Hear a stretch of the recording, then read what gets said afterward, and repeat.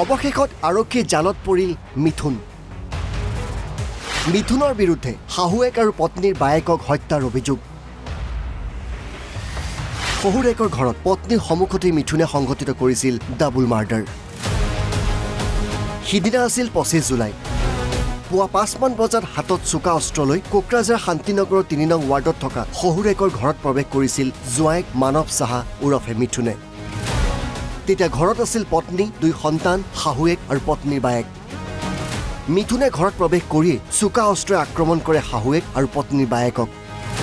জোঁৱায়েকৰ আক্ৰমণৰ মৃত্যু হয় শাহুৱেক আশা মল্লিক আৰু পত্নীৰ বায়েক দীপশিকা মল্লিক। অৱশ্যে মিথুনৰ আক্ৰমণৰ পৰা দৈৱক্ৰমে ৰক্ষা পৰে পত্নী। হত্যাকাণ্ড সংঘটিত কৰিয়েই মিথুনে পলায়ন কৰিছিল।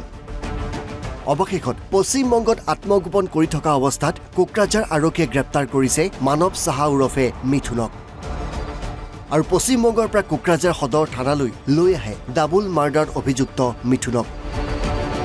কিন্তু মিথুনে কিয় সংঘটিত কৰিছিল এই জঘন্য হত্যাকাণ্ড? পত্নী আৰু 2 সন্তানেৰে সুখৰ সংসাৰেই আছিল মিথুনৰ। কিন্তু তাৰ পাছতেই মিথুন প্ৰেমত পৰে অন্য এগৰাকী মহিলাৰে। পত্নী আৰু সন্তানক এৰি প্ৰেমিকাক লগত লৈ পলায়ন কৰে মিথুনে। স্বামীৰ এই কাণ্ডৰ পাছত পূৰ্বৰ পত্নীয়ে সন্তান দুটিক লগত লৈ মাতৃৰ ঘৰলৈ গুচি আহে। ইফালে যিগৰাকী মহিলাক লৈ মিথুন পলায়ন কৰিছিল সেইগৰাকী মহিলাক তেওঁৰ পৰিয়ালে ঘৰলৈ উভতাই আনে। আৰু তাৰ পাছত পুনৰ অকলশৰীয়া হৈ পৰে মিথুন। পূৰ্বৰ পত্নীক পুনৰ ঘূৰাই নিবলৈ বিচাৰে মিথুনে। পিছে পত্নীয়ে স্বামীৰ ওচৰলৈ যাবলৈ অমান্তি হয়। পত্নীৰ মাতৃ আৰু বায়েকেও ঘূৰি যাবলৈ বাধা দিয়ে। আৰু এই পাৰিবাৰিক কণ্ডলৰ বাবেই এই ডাবল মাৰ্ডাৰ সংঘটিত কৰিলে মিথুনে। হয়, আমাৰ কালি যোনটো 25 জুলাইৰ আৰ্লি মৰ্ণিঙত যোনটো এটা হত্যাকাণ্ড হৈছিলে, 2গৰাকী মহিলাক হত্যা কৰা হৈছিলে Shantinagar ward number 3 of Kokrajhar town. তাত যোনজন আমাৰ একিউজ আছিলে, প্ৰাইম একিউজ মানৱ সাহা উৰ্ফে মিথুন, তেওঁক আমি আজি বেংগল আৰু আছামৰ সীমান্তৱৰ্তী এৰিয়াৰ পৰা এপ্ৰিহেণ্ড কৰিবলৈ সক্ষম হ'লোঁ। আৰু এইটো কেছ ৰেফাৰেঞ্চ আছিলে Kokrajhar PS case number 162/24 under section 329 4/103 of BNS। তেওঁ প্ৰাইম একিউজ বুলি আমি পাইছিলোঁ আৰু আমাৰ অলৰেডি মাৰ্ডাৰ ৱেপনখিনি ৰিকভাৰ হৈছে।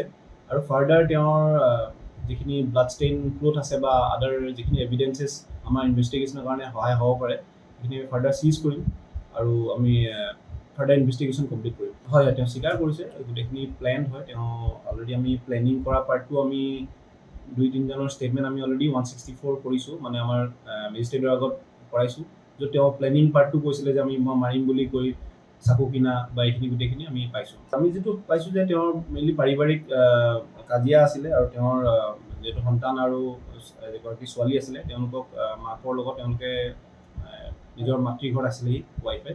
আৰু তেওঁলোকৰ লগত এনেকৈ ধৰি লওক কিছুমান কমিউনিকেশ্যন হোৱা নাছিলে, এনেকৈ লিজ কৰি পিনি এইটো ঘটনাটো হৈছে বুলি আমি ভাবিছোঁ।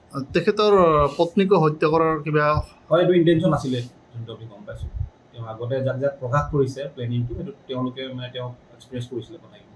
এতিয়ালৈকে এনেকৈ পোৱা নাই, আমি তেওঁ নিজে ছিংগল হেণ্ডেডলি গোটেইখিনি কৰিছে বুলি আমাৰ এতিয়ালৈকে ইনভেষ্টিগেশ্যনত ওলাইছে। কোকৰাঝাৰ পৰা কনক চন্দ্ৰ বড়ো, NB নিউজ।